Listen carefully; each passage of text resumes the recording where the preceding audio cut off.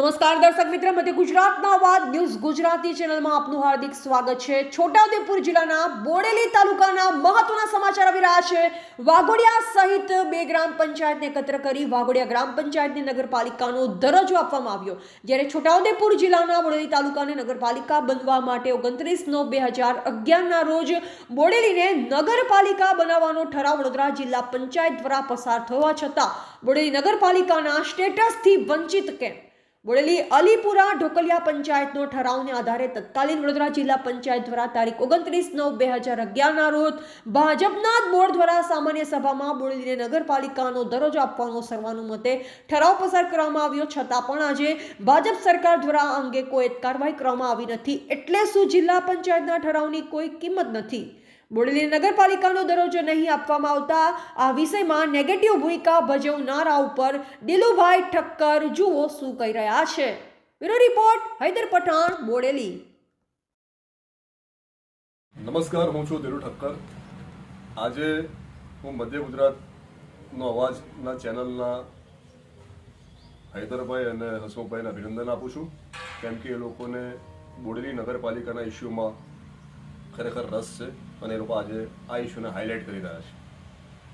હમણાં ગઈકાલે જ ગુજરાતની ભારતીય જનતા પાર્ટીની સરકાર દ્વારા વાઘોડિયાને નગરપાલિકાનું સ્ટેટસ આપવામાં આવ્યું, પરંતુ મને આશ્ચર્ય એ થાય છે કે તત્કાલીન વડોદરા જિલ્લા પંચાયતમાં જ્યારે ભારતીય જનતા પાર્ટીનું બોર્ડ હતું અને સુધાબેન પરમાર પ્રમુખ હતા અને રાકેશ શંકર IAS BDO હતા, ત્યારે તત્કાલીન વડોદરા જિલ્લા પંચાયતની સામાન્ય સભામાં તારીખ 29/9/2011ના રોજ બોડેલીને નગરપાલિકા બનાવવાનો ઠરાવ સર્વાનુમતે મંજૂર કરવામાં આવ્યો છે।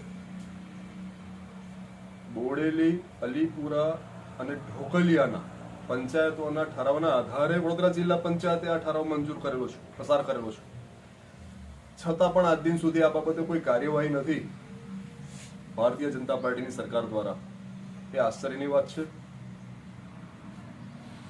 ગત 2007માં જ્યારે અમે નરેન્દ્રભાઈ મોદીને અને IK જાડેજાને રૂબરૂ મળ્યા હતા ત્યારે ગાંધીનગર ખાતે, તો મુખ્યમંત્રી શ્રી નરેન્દ્રભાઈ મોદી અને IK જાડેજા શહેરી વિકાસ મંત્રી બોડેલીને નગરપાલિકાનો દરજ્જો આપવા માટે પોઝિટિવ હતા, પરંતુ તે સમયના તત્કાલીન ધારાસભ્ય આપણા અહીંના ભારતીય જનતા પાર્ટીના એમને નેગેટિવ ભૂમિકા ભજવેલી અને આ વિષય ટલ્લે ચડી ગયો।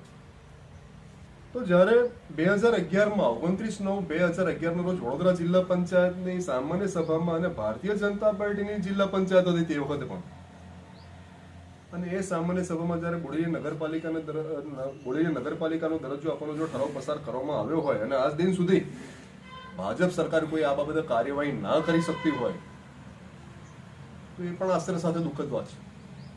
એટલે એનો અર્થ તો એવો થયો કે જિલ્લા પંચાયતના ઠરાવની કોઈ વેલ્યુ નથી, હું એવું અંગત રીતે માનું છું। અને બીજી વાત એવી પણ સ્પષ્ટપણે સમજાય છે કે હાલના જે ધારાસભ્ય છે ભારતીય જનતા પાર્ટીના, એમને આ બાબતે કોઈ રસ નથી। બોડેલી, અલીપુરા, ઢોકલિયાના જે 5-15 લોકો જે છે કહેવાતા આગેવાનો, એમને સ્વ વિકાસ સિવાય બીજા કોઈ વિષયમાં રસ નથી।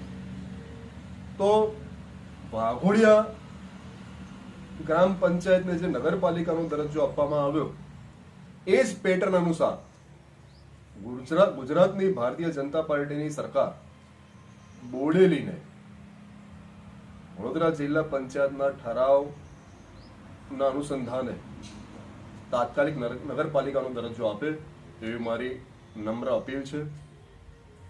બાકી પ્રજા બધું સમજે છે, કોણ કેવી ભૂમિકા આ વિષયમાં ભજવી રહ્યું છે, બધાને બધી ખબર છે, પરંતુ મારી ગુજરાત સરકારે નમ્ર વિનંતી છે કે પોતાનો વ્હાઇટ પાવર વાપરીને બોડેલી નગરપાલિકાનો દરજ્જો આપવામાં આવે।